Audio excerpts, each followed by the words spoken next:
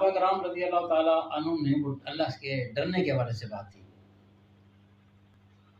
یہ کہا گیا کہ اللہ سے اتنا ڈر لیا کرو، اتنا خوف کیا کرو یا تقوی اختیار کرو جتنا کر سکتے ہو. یہ سنا آپ نے تو ابھی مفہوم بیان جو کیا گیا. اچھا، اس سے پہلے کیا ہے کہ اللہ تعالیٰ نے قرآن مجید میں ارشاد فرمایا کہ اور یعنی کہ لوگ جو ہیں وہ اللہ سے اس طرح نہیں ڈرتے جیسا کہ اسے ڈرنے کا حق ہے.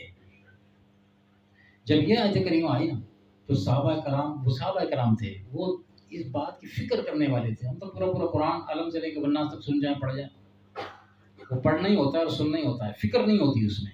وہ لفظوں میں فکر کرنے والے تھے.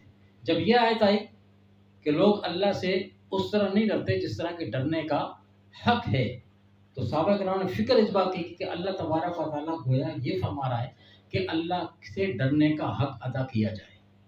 انہوں نے اس کو اپنے انداز میں اس کو اس طرح لیا. بس یہ خیال آتے ہی وہ زاروں کو رو پڑے، ان کی چیخیں نکل گئی. یا رسول اللہ، اللہ تعالیٰ نے فرما دیا ہے، آپ نے فرمایا کہ اللہ فرما رہا ہے کہ اللہ سے ڈرنے کا حق ادا کرو. یا رسول اللہ، اللہ سے ڈرنے کا حق تو ادا ہم کر ہی نہیں سکتے، اب ہم کیا کریں؟ اب انہیں فکر اس بات کی لگی. حالانکہ ایک بے اختیاری بات تھی، اس میں باؤنڈ ہوتے بھی نہیں ہیں، لیکن انہوں نے یہ نہیں کہا کہ جان چھوڑانے والی بات کہ یہ تو کام ہم سے ہو ہی نہیں سکتا. یا رسول اللہ، یہ کام میں کیسا کرنے کے لیے کہہ دیا گیا.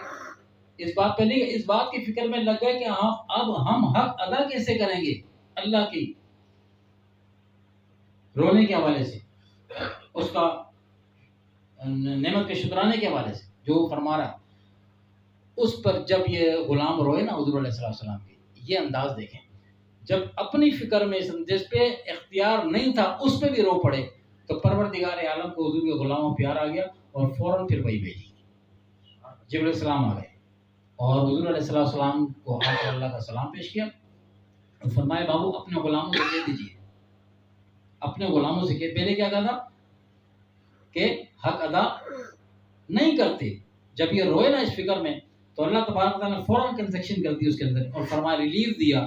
ریلیف دیتے ہوئے فرمایا اپنے غلاموں سے کہہ دیں کہ جتنا ہو سکے اتنا ڈر لیا کریں. کتنا بڑا ریلیف ملا ہے صحابہ کرام کے ساتھ. کیا ہے اب جتنا ہو سکتا ہے اتنا ڈریں. اب تو گیم ہمارے کورٹ میں بھیج دی گئی ہے. اب کون کتنا اللہ سے ڈرتا ہے اللہ جانتا ہے.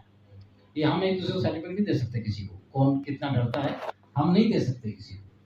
پروردگار عالم جانتا ہے کہ کون اپنے رب سے کتنا ڈرنے والا ہے.